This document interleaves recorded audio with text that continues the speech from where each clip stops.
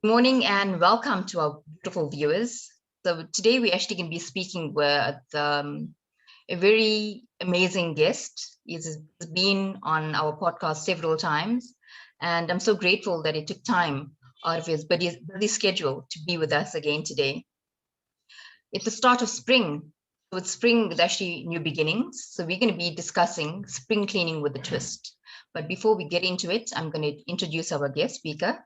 He's a well-renowned spiritual leader, a spiritual activist, a philosopher, and a teacher of philosophy.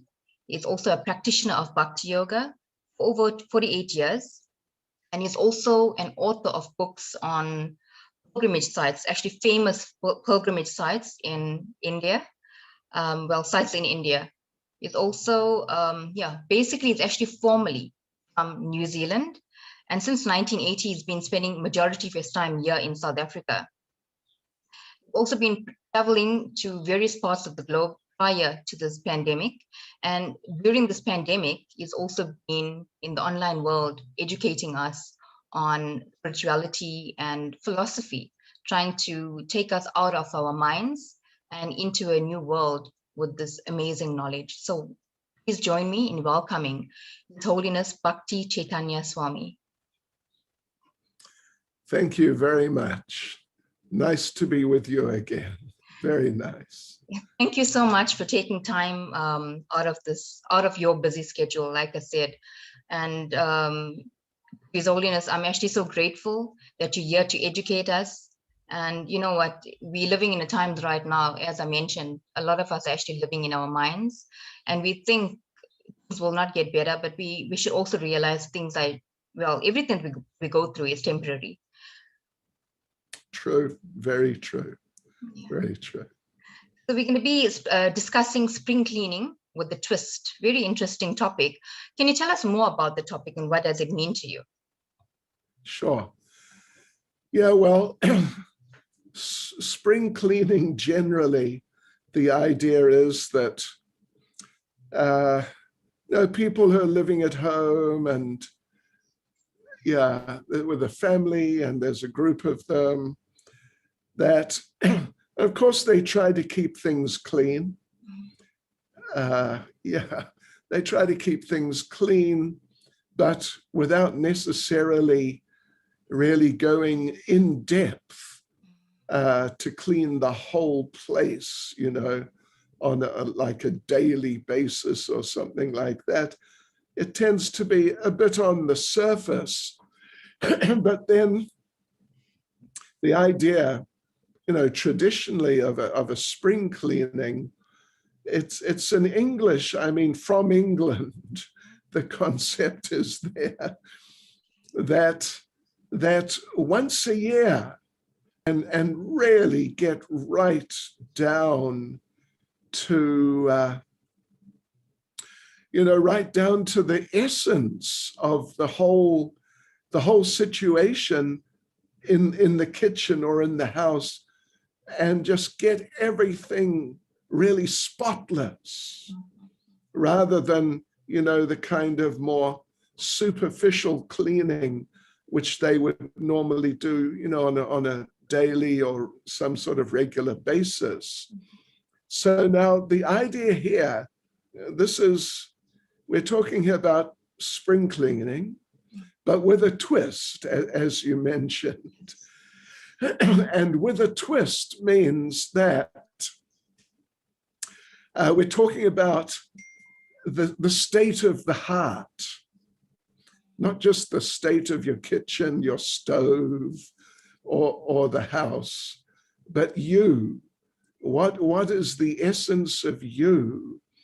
And really coming into yourself, your heart, your feelings, your ideas, your conceptions in life, and your motivations, your attitudes, all these types of deeper and very personal aspects of a person, of their life, of themselves, and to really try to get rid some of the accumulated,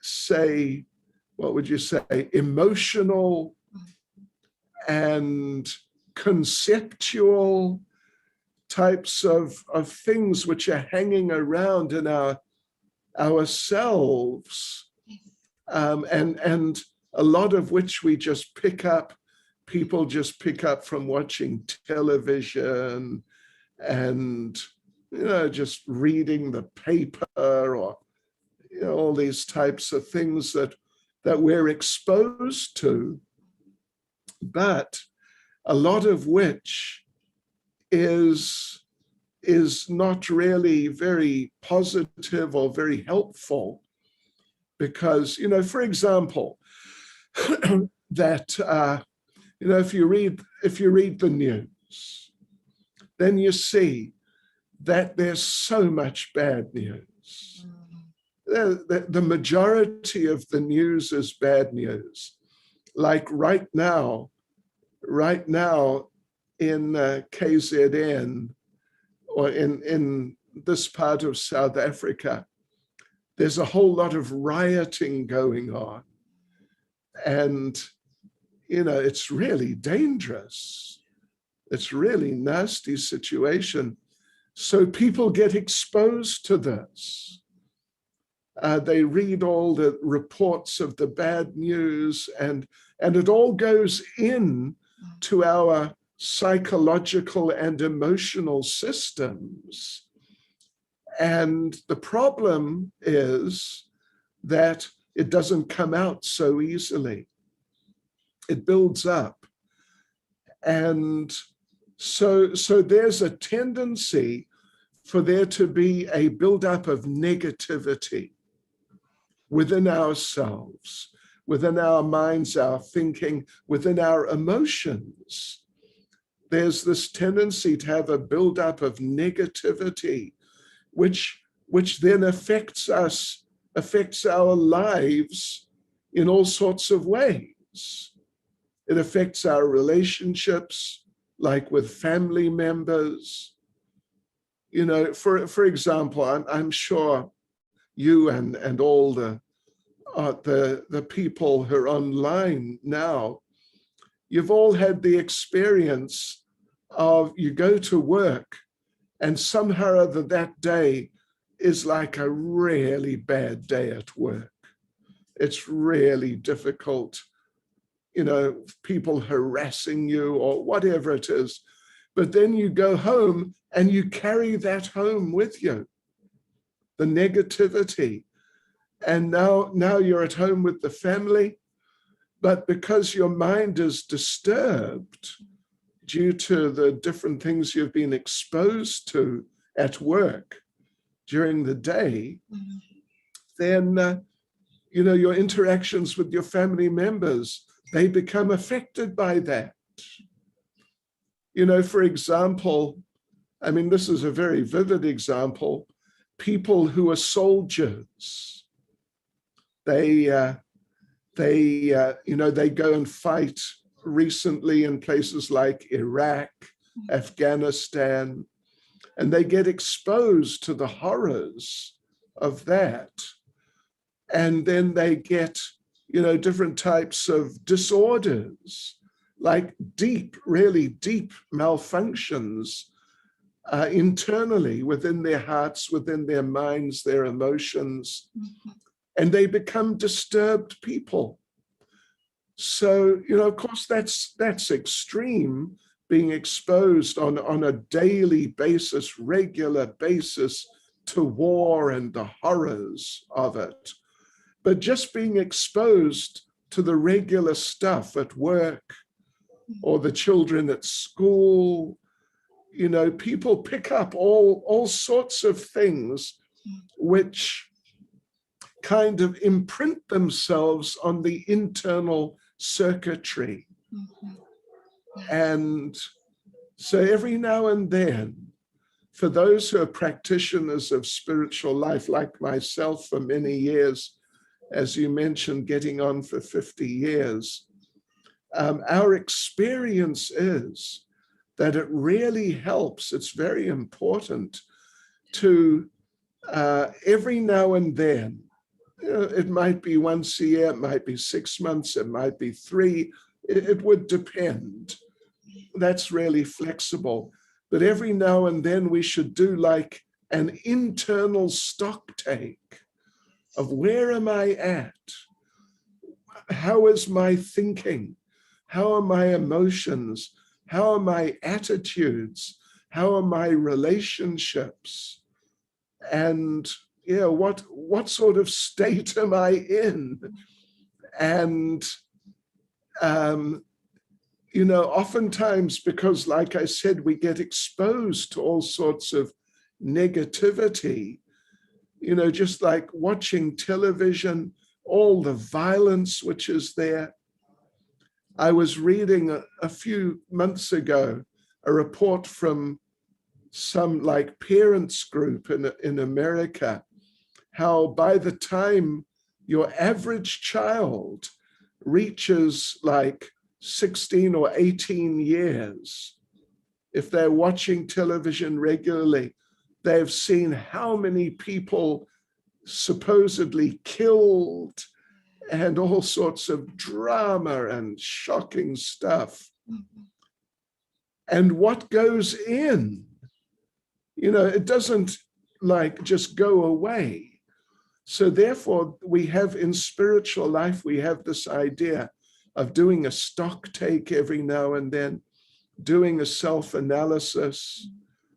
And even, you can meet with people who know you well and get their perspective on how you're doing.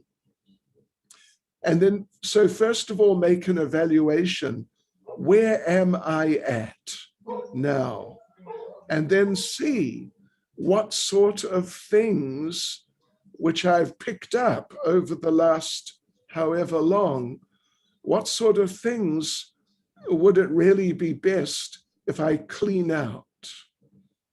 So, yeah, it's a type of, you could say, spiritual psychology even, to evaluate and then see how can I improve myself so that I become a better person, a happier person, a more stable person who is capable of really having deeper and more valuable relationships.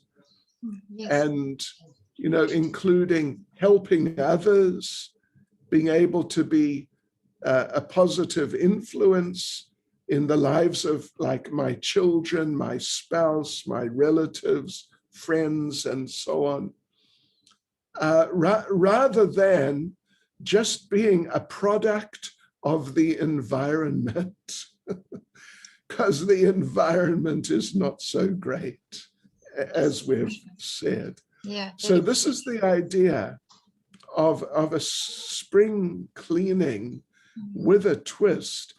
You don't want to go into sort of like every day a permanent state of self-consciousness, and then you just get too much into your head.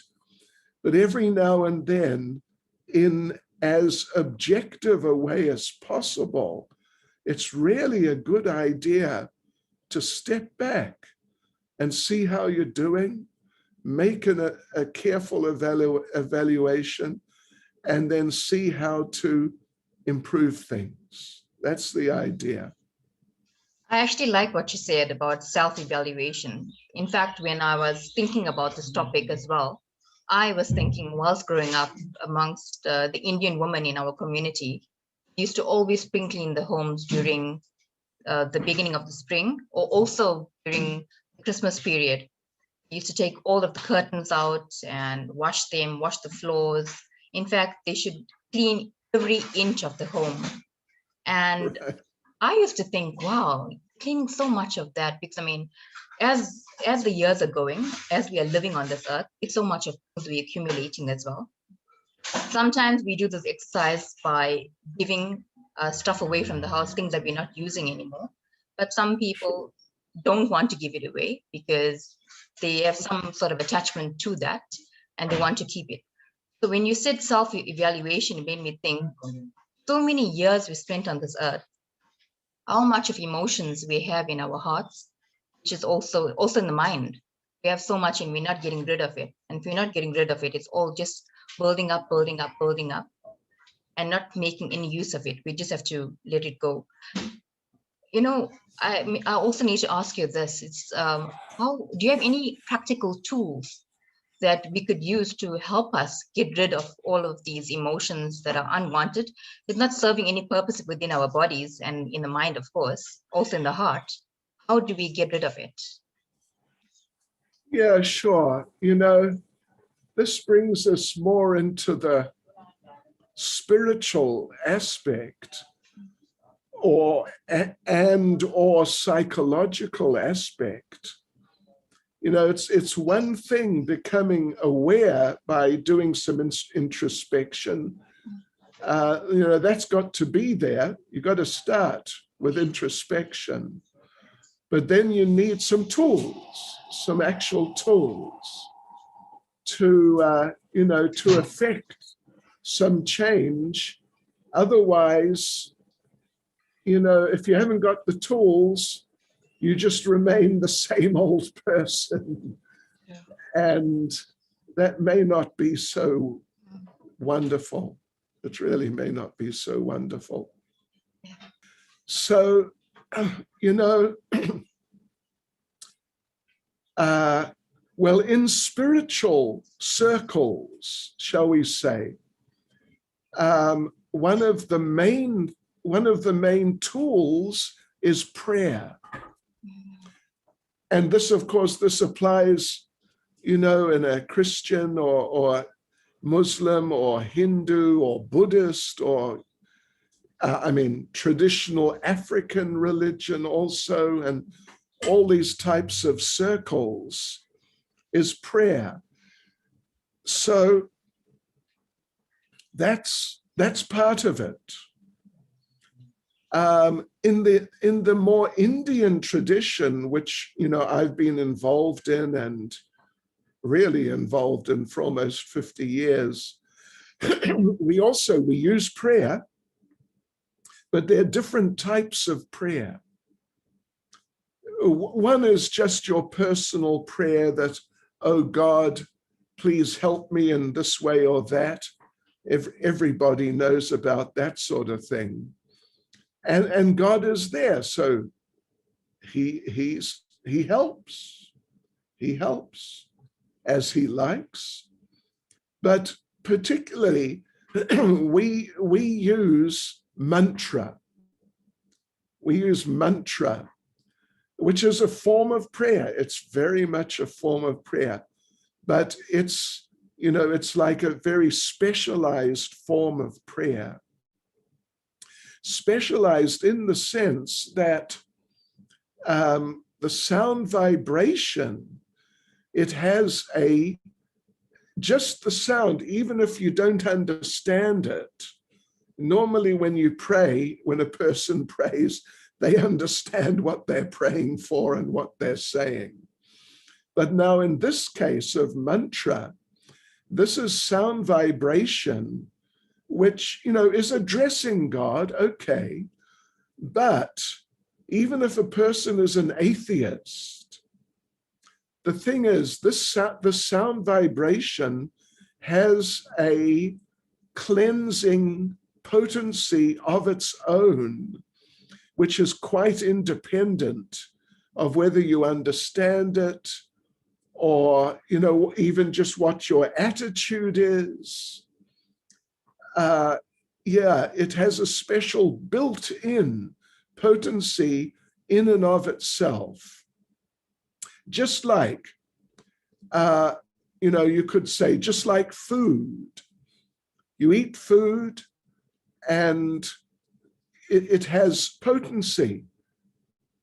Depending, you know, if it's good food, it makes you stronger and healthier and all that.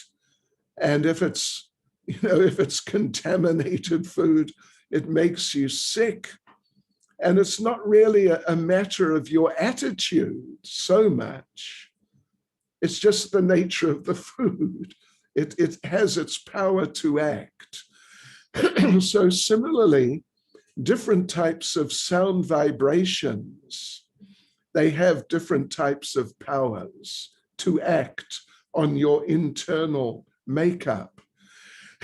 Just to give you a very simple example, if you're living in the middle of a big city and there's a whole lot of traffic and that sort of thing for hours and hours, and it's noisy, then that has the effect on you of disturbing your system. If you're in a very peaceful place, if you're in a really peaceful place, then, like, for example, a typical example is if you are next to a gentle river, the sound of moving water, it has a soothing effect. This has been clinically shown many, many times. It has a soothing effect. Different sounds have different effects on our internal being. So mantra, in the tradition of mantra in India, it's very scientific that different types of spiritual sound vibrations have different effects on our internal condition, our emotional condition, psychological condition, our attitudes, and so on. In fact, mantra, the word mantra, it's a Sanskrit word, ancient language of India. And mantra, it's actually a compound of two words, man and tra. Man means the mind, and tra means to deliver. So a mantra then is a sound vibration which delivers the mind from, like negativity, etc., etc. And the fact is that if people chant mantra, real mantra, not just some concocted sound, then they will see that it has effects on them. Noticeable, objectively verifiable, it's scientific, these types of effects. So therefore mantra, the practice of chanting mantra has been around in India since before recorded time.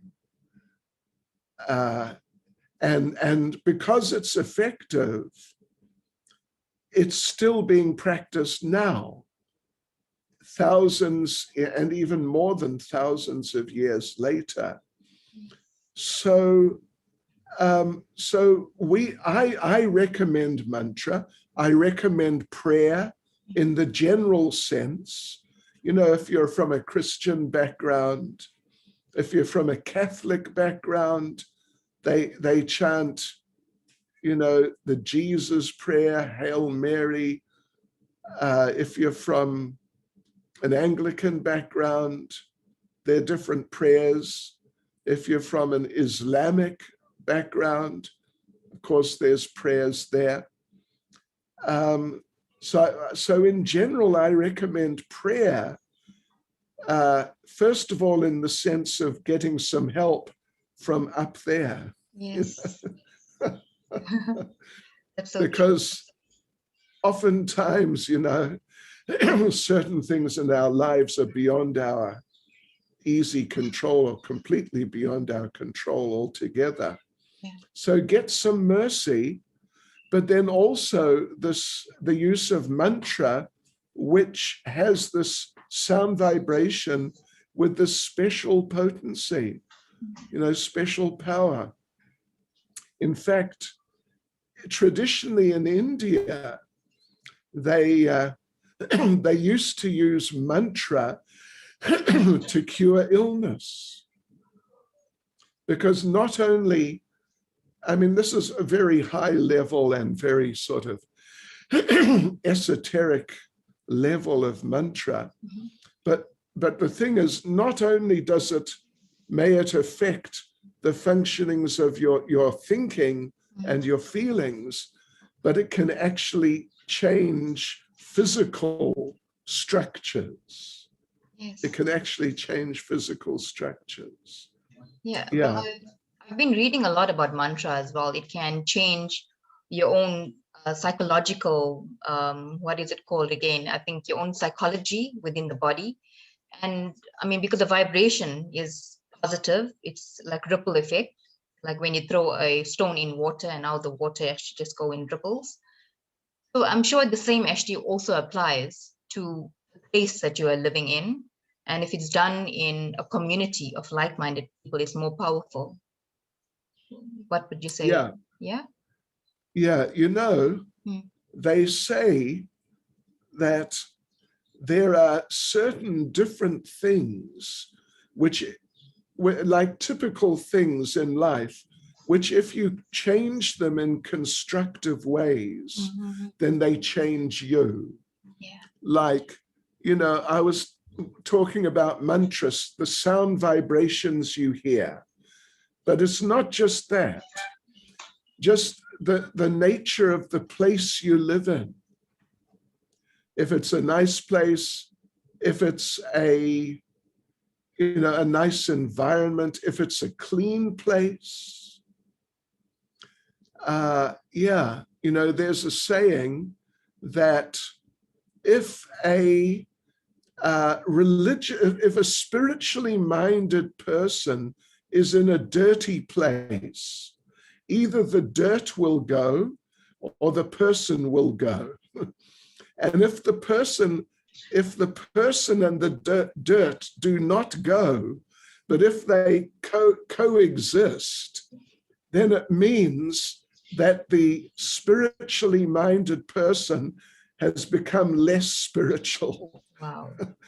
Because dirt has a degrading effect on our thinking processes. Yeah, that's so true. That's very true. When, Yeah. what would you say, okay, regarding that now, because I mean, I think a lot of people will be very interested in what you just mentioned.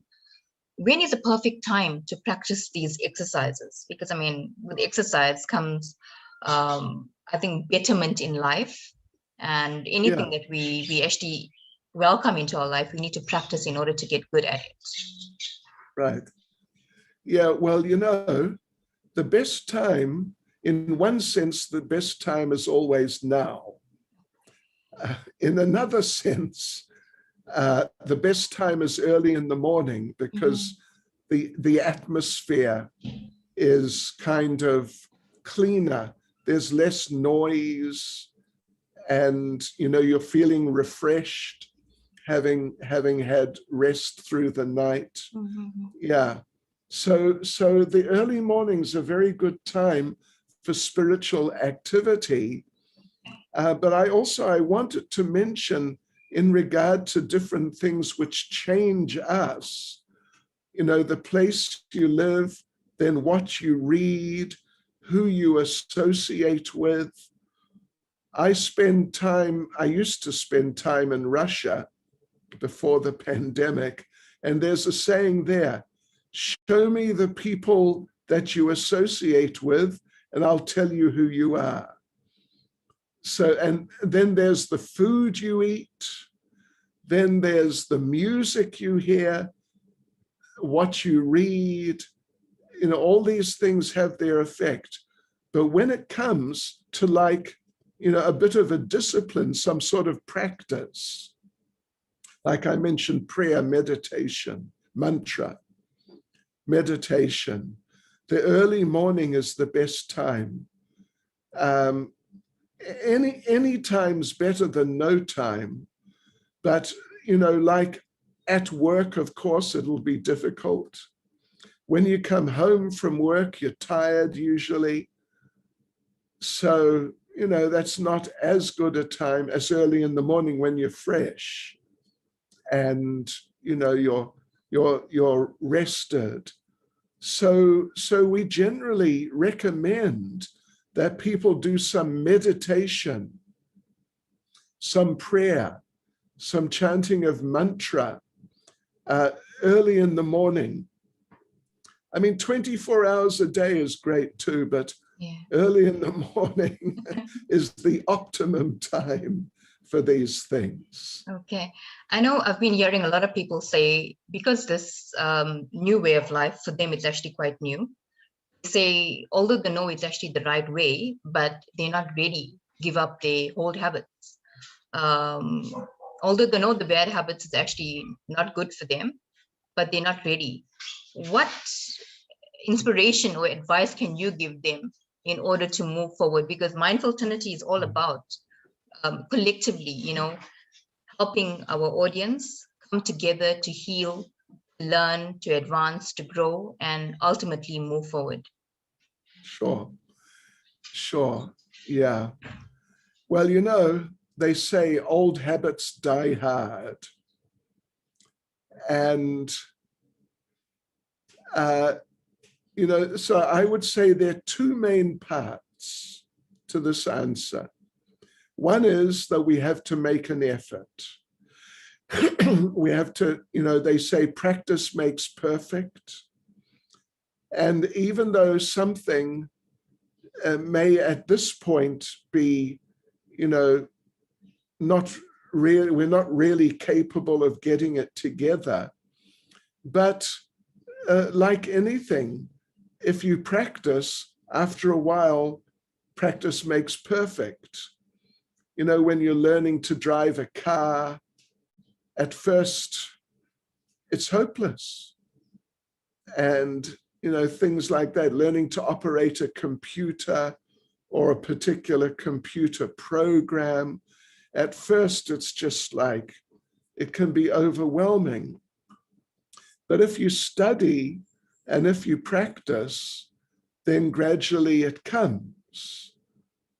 So that's got to be there, a little perseverance. And even though at first you don't succeed, try again, keep trying. Then there's a second side, though, like I said. The second side is that we need some help. So that help can come just from like-minded people. That's a very important part of help. That's association. You should associate with people who are capable of being supportive and helping you. And take some guidance and suggestion and support from them. But then there's another help, and that's also from, above. Yeah. In our tradition, there's a story. There's a story of one little child who was being naughty, and his mother, to correct him, she didn't want to hit him, but she wanted to do something which would, through which he would learn, that, I shouldn't be naughty. So she tied him up. But when she tied, the rope was always 2 fingers too short. It's a mystical story. The rope was 2 fingers too short. So what she did, she tried, that was 1 finger. The effort made was 1 finger. And she prayed for mercy. That was the 2nd finger. And then the rope, which was 2 fingers too short, then it was long enough. So from that, we learn that we have to make the effort. This is my effort finger. But we also need some mercy from above. And this is the mercy finger. But if you look at my two fingers, you see the mercy finger is bigger than the effort finger.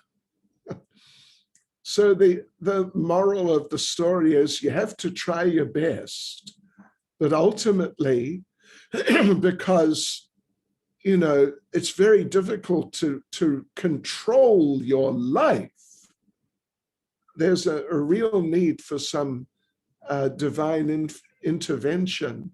So ultimately, the help from above is the main thing, but not to the exclusion of your personal effort. So like this, making a real effort and getting help in different ways from suitable sources. This is how, you know, people who have had serious personal problems like serious alcoholism, drug addiction, and so on. This is how they've been able to come right. Yeah, but you got to have both those things. Yes. It's not enough just to try and be, you know, I'll be strong. Mm-hmm. Well, you got to try to be strong. Yes. But that's not enough in and of itself. Mm-hmm. Yeah. You spoke about association, especially when we're going through bad habits. Keeping our association is also very important. How does one know which association is actually good for them and will ultimately help them in the long run? Yeah, well, you know, like we put a lot of emphasis on spiritual association. Mm-hmm. But, you know, even if someone is not so spiritually oriented or inclined, but they want to improve themselves and become, you know, a better person, a stronger person, a clearer thinking person, more decisive type of person, whatever like that, then you have to look for association which is more advanced than you in what you are trying to do. Yeah. They got to be more advanced, and then they can help you. Of course, people who are kind of on the same level, roughly, that's nice.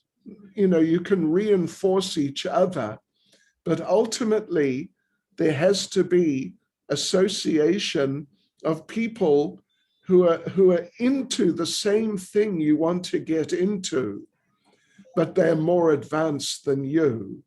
And then they can help you because they've already trodden the part of the path which you are treading now. I can tell you a little story. My spiritual master, Prabhupada, he came from India to America, 1965, long time ago. He came by ship. And one day they were crossing the Mediterranean, and it's just ocean, left, right, behind, forward, it's just the sea. And the captain came and told our spiritual master that, you know, in 45 minutes over on that side, we will see land. Okay. So sure enough, in 45 minutes over on that side, our spiritual master, he saw land. And he thought, wow, how did he know that? Is it some sort of magic? But it wasn't magic. It was because the captain had been on that route before. And he knew that when you're at this point, this happens. When you're at another point, something else happens. And at this point, you know, after so long, you see land. So we need that sort of association of people who've already been through at least the part of the path we're on now, even if they haven't been the whole way to the end, you know, to the perfection. But at least if they've already traversed the part of the path which we're on now. And then they know what we're going through, and they know how to address the different challenges that we're going through now, etc., etc. So this sort of association is a must. And, kind of obviously, the wrong sort of association is people who just have like conflicting interests. Oh, yeah. Particularly like Alcoholics Anonymous, you got to keep away from the alcoholics, the practicing alcoholics, because while you're, still not really stable, you can just fall down any time. So, I mean, obviously not everyone's got the danger of becoming an alcoholic, but we all have our weaknesses and things which could easily undermine whatever positive development we're trying to make.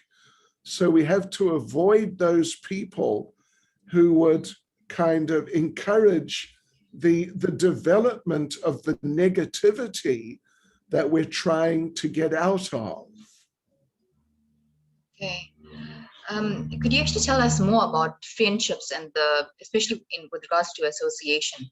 I remember reading something recently. I think the author is Srila Rupa Goswami, where he speaks about friendship, who you should be taking friendship from, whether it's actually someone that's on a lower way. When I say lower, I mean by giving them your association. It's like they're not your peers. Your peers is actually above that.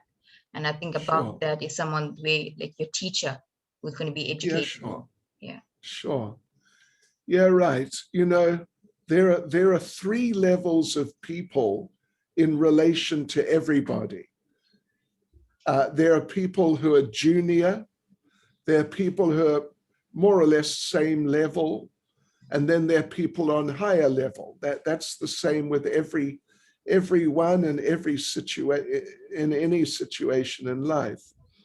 So, when we talk about, if we're talking about developing ourselves, improving ourselves, like doing some cleaning inside, then people who have the same sort of interest, but they're just not doing as well as you're doing, or maybe they're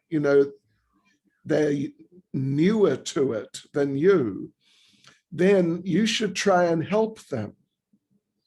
You don't want to get caught up in their problems so they become your problems also, but you should try and help them to deal with the problems they have in trying to improve themselves in the same sort of field that you're trying to improve yourself.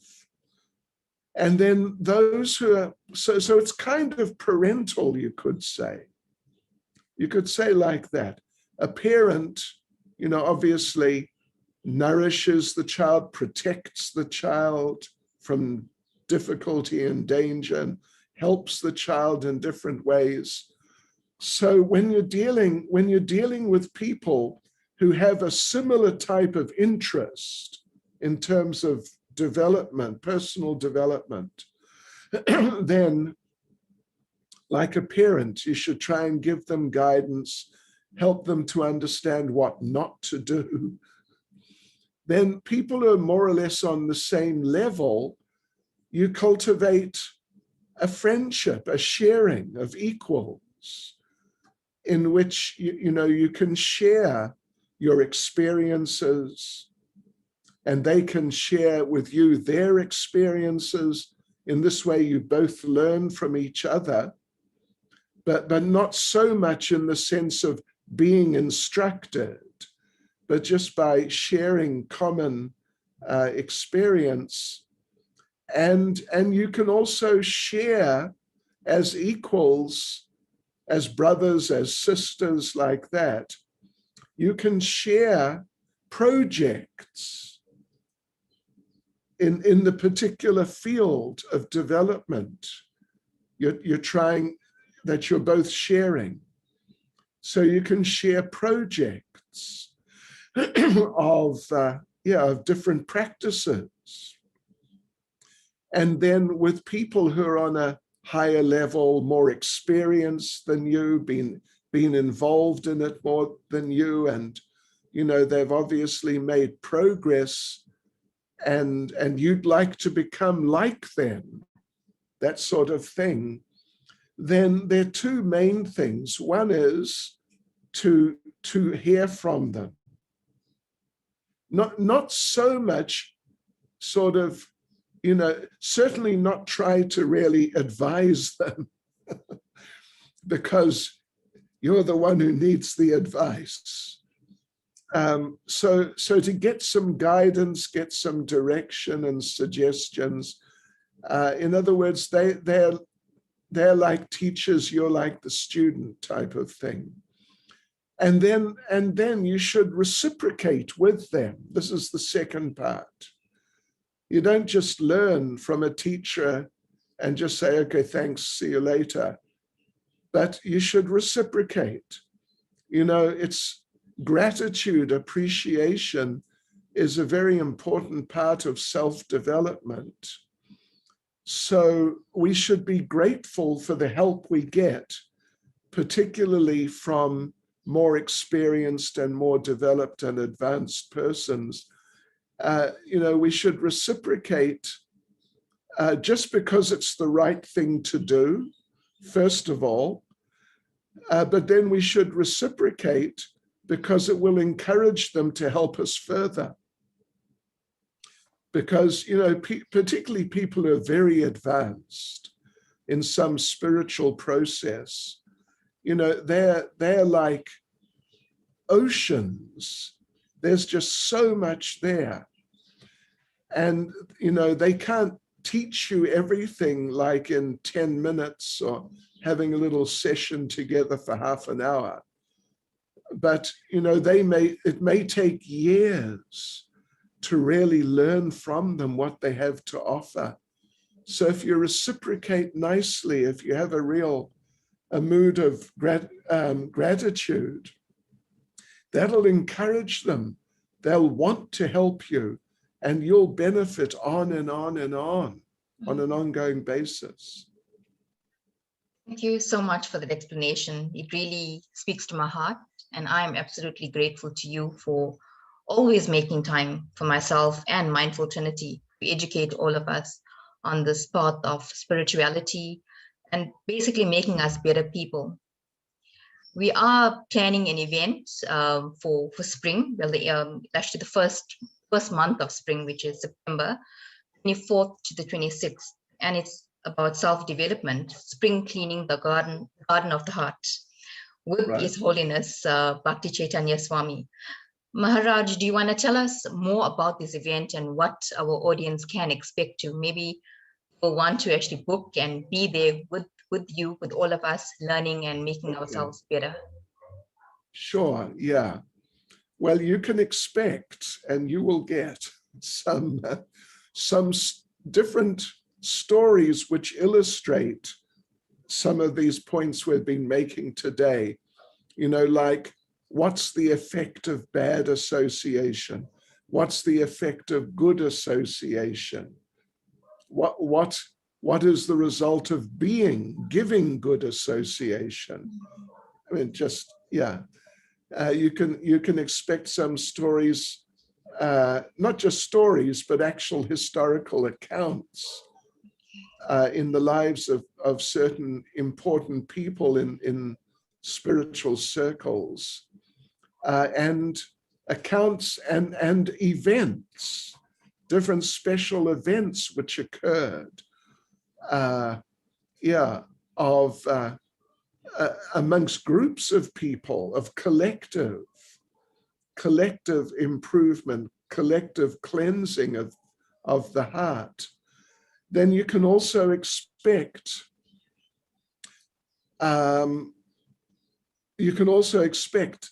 techniques. Like I mentioned mantra, I mentioned little meditation, I mentioned prayer, but there are other things too.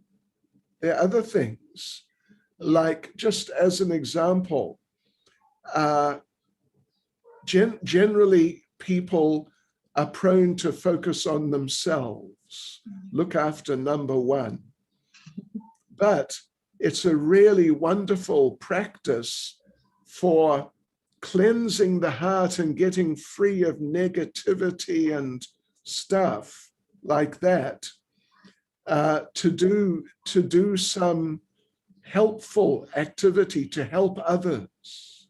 Yeah, to open your heart and not just be focused on you, but to broaden your vision, to help other people, and not just people, but to help other living entities. Yes.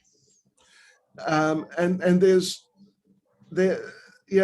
different, that's just one example, but there are different things that can be done which will help to open your heart and let out some of the accumulated undesirable stuff and bring in, make yourself more receptive to the positive things. So like this in very, very simple terms, we'll be exploring these types of subjects and activities and like that. Well, we will give everyone some exercises to do. Lovely. Yes. Yes. Outside of the program times, we're going to tell you, go and do this and go and do that and see what happens. I am so excited. My heart is so happy. It's so full right now. And it's all thanks to you. Thank you so much for making time for us and for taking this time to actually educate us, to actually take us on this journey within. We're always taking journeys out. We want to explore the world, try to find different parts of the planet, but we fail to realize the real happiness is within here. Thank you for actually opening my eyes and opening my heart. You know, all of us are vibrating at various frequencies. And when you spoke about association, it made me realize that I'm so fortunate to be in your association, because you are vibrating at a different frequency, higher than mine. And that is why I want to be in your association all the time. So thank you, thank you, thank you. Haribol, thank you. See you later. Yes. And to our audience, thank you so much for listening in. Like I always say, if this resonated with you, please give us a like, rate us on Apple Podcast or Spotify, or even give us a comment, give us a review also on YouTube, and share this with all your friends that are also on this journey, wanting to make a change in their lives, and yes, to better their lives. Thank you once again, and I will see you soon at the event.